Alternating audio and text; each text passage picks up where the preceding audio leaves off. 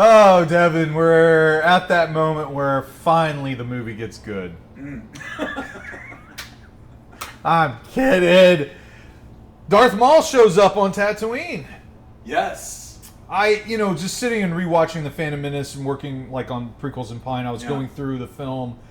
And what we're doing, we're going scene by scene through The Phantom Menace and trying to examine it the best we can. Yes. And the sequences, there's a few things. Maul enters into, the atmosphere of Tatooine. He lands, it's nighttime, he gets out, he lets these kind of probe droids, go out. 3 of them are sent out to look for Padme, because they need to get Padme back. The Sith need to get Padme back to Naboo to sign this treaty. Right. And or at least that's what Sidious or the Phantom Menace is saying.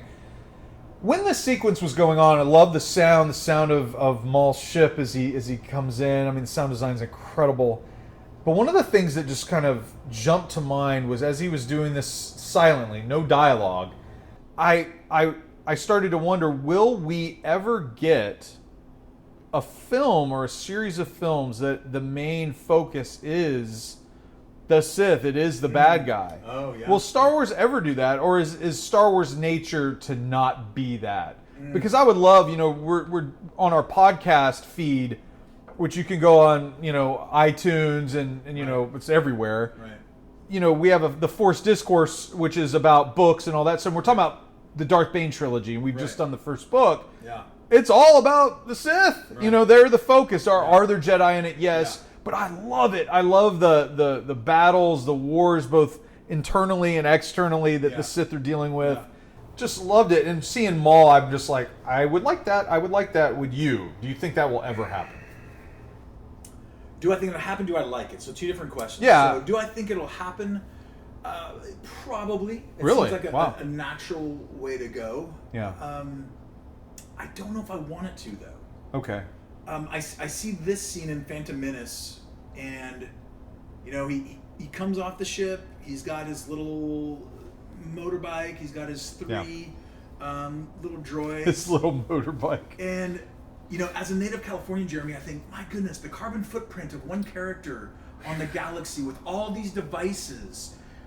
Is he using soybean to power this? Well, they are Sith. Yes. It's all unleaded, baby.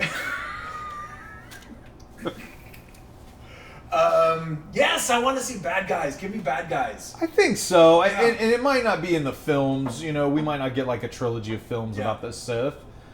But I think Disney Plus and what it could do is it could open the door to telling stories like that. Now, will they pull the trigger? It's so hard to tell. Yeah. I think there is an audience for it. Yeah. I think the audience in 2019 and going forward, not to say we're better, but I think there is I think there is a little more sophistication in what entertains us. I mean, we just ended a run with Game of Thrones, and no spoilers, but like every character is in this gray place. Right. Just like us, we're fully capable of doing some bad things. We're fully capable of doing some good things, and then we have to make decisions on what we're going to be. Yeah. And I would love to see a Sith or characters that are dealing with the Sith, and maybe their reasoning for becoming one, as being the central focus to a Star Wars story. I think we're ready for it. Yeah. I'm just so curious what these new films are going to be about, and if we'll ever get that. And I just think it's time. Well, and I think it's interesting, too, because where we're at right now with entertainment, it's interesting to even throw labels on villains, good guys, bad guys. We look at things like Marvel's The Punisher on Netflix, which I love. It's great. Right? Yeah. Is he a good guy or is he a bad guy? Right. And I think that we would say, well, he's doing things for the side of good most times, maybe. Yeah. But he takes some pretty audacious actions to deliver justice, quote unquote, right? Yeah. And so I think that we're going to get a little closer to that gray or darker area with The Mandalorian. Certainly with the Cassian Andor series, we've seen as a character how Cassian doesn't mind capping his own person in an alley. Right? Yeah, there's a trajectory with their stories, isn't there? Yeah. Like, and what they're saying that they're going to tell. Here is the one thing that, like, I think you have to do if you go that direction. Yeah.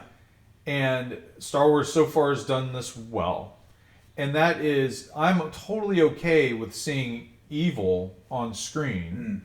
A lot of times stories aren't interesting unless there's some sort of character component or like of evil. Sure. I would say, though, if you do, you're going to have to condemn it. Like the story, like the end point, like, and the message of the story is this isn't good, right? I think you, as long as you are able to be real, like, and say, hey, if you backstab your friends, if you do, you know, whatever, A, B, C, D, if you do these things, like, the consequences are not going to be good, right? That evil is condemned. I think as long as they're able to condemn it, like, give me these stories. I find it endlessly fascinating. The problem I would have is if they show this and they're like, yay, you know, go get them, Sith, you know, and go kill everybody, and yay, the Sith win. I would not be okay with that. And I'm not saying be heavy-handed or anything like that, but, and I'm sure people will interpret it. I mean, look at, like, Hannibal Lecter. You know, people are like cheering when he's like cutting people's throats and eating them, right? And I'm like, I have a problem with that. Like, I have a problem if you take something evil and championing it and saying, this is wonderful and good, look at him kill people. I have a problem with that. And so I don't think Star Wars should ever go down that road, but I don't mind a focus being on characters that you would say are dark side, evil people. So. But you want kind of that PSA moment at the end where it's... like a little like... This is your brain on Sith. And exactly. Okay. No, I just want within the story and within the storytelling, I want them to be able to say... I guess it's last call in the pub, man. Yeah, they're... just a second, damn it. Asshole. I just want them to be able to say, you know... through the consequences of their actions. And this is what happens in the Darth Bane trilogy. No spoilers, but like it says that, even though he is the focus, and I found myself saying I wanted him to succeed. And then I'm like realizing, this is a dead end street for Bane. You know? As long as you see the consequences, I think I'm totally fine with Well, it's interesting because you bring up Game of Thrones. And for those of you that aren't familiar with it, I don't think this is a spoiler. If you haven't watched the last 2 episodes, then pause this or come back to it. But for 7 7/8 seasons, like, Cersei was a flaming biatch.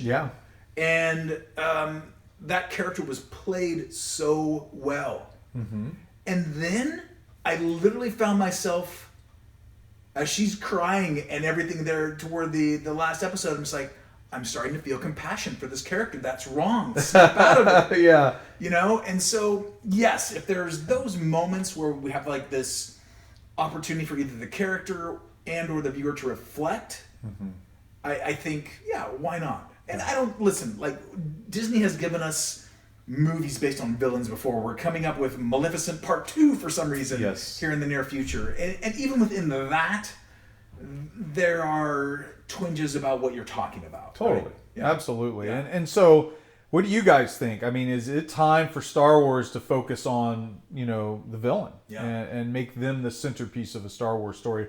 Let us know in the comments. I want to know from you, though, first, though. Do you want a villain that we already know, or do you want a brand new villain? I would love the someone name recognition. Okay. Right? So, like, you know, a Darth Revan or, you know, Darth Bane. Like, I would like that. But, like, again, the stories aren't necessarily canon. Right. So, but I would love to see something recognizable. So, see you guys.